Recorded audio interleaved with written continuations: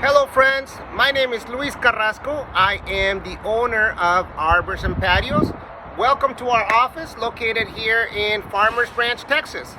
We are the experts in outdoor living, and for that I wanted to give you a few pointers as you hire your next contractor. Doing an outdoor living project, there's a lot of companies out there trying to get into this particular space. A lot of landscapers, a lot of, there's all types of different folks. That's why it's important for you, the homeowner, to do your research and make sure that whoever is going to undertake your project understands in full the scope of that build. So let's talk about a few things. First and foremost, let's do your research. Take a look at the Better Business Bureau.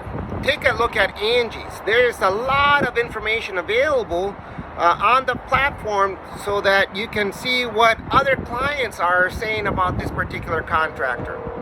Also, make sure that he's licensed, that he's insured, and that he is comfortable with undertaking a project such as the one that you are discussing. So let's start by just having a chat on a typical standard pergola. There are a number of ways that a pergola can go up, but some of the things to look out for is make sure that you understand how the uprights are going to be done. There's two major methods of installation. One is utilizing a bracket system, as well as anchoring the column in the ground. Now, there's no right or wrong answer. Both of them are correct. Both of them are valid, and both of them would pass code.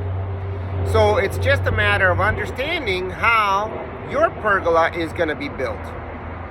So if we're planning on utilizing a seating bench or some swings or the womb chairs or things like that where you're going to have lateral movement, I recommend that the column be anchored in the ground a minimum of 2 feet. Now, if your structure is going to be purely aesthetic and you just want some shade, utilizing a bracket works well. So the next item is how the post to beam connection is done. I see a lot of contractors where they're just setting the beam on top of the column. Although that works and sometimes it looks good, it's not always the best method. What we try to do is we try to notch the top of the post so that we inset the beam and we limit any movement on that beam. So the post to beam connection is actually probably the most critical part of the build for us. It allows us to use nails on both sides as well as lag screws so that we limit any movement. Okay? Now, talking about screws, it's important to understand that not everything is created equal. We want to make sure that I see a lot of guys using a smooth nail and just a standard indoor nail. Why? Because it's less expensive.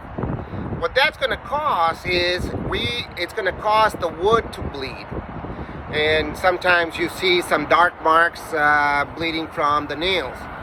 It's important to use an exterior grade ring shank nail for this type of application. So pay attention to those things.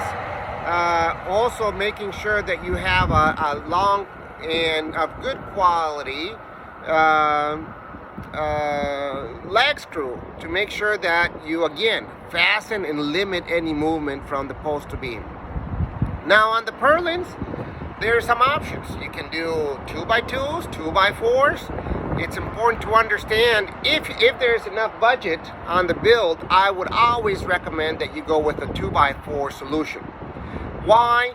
Because that allows you to have 2 nails per joist versus a single nail on a 2x2. That way you limit any movement on the wood product. Remember, it's hot. The pergolas are going to get wet, they're going to get snow, it's going to be hot, and we want to limit movement. We want to limit curling of the wood product. So just a few pointers for you as the homeowner to make sure that you look at, understand as you hire your next contractor. And if there's any questions, please give me a call. I would be happy to guide you through the process. Again, my name is Luis Carrasco. I'm with Arbors and Patios, and welcome to our family. Bye for now.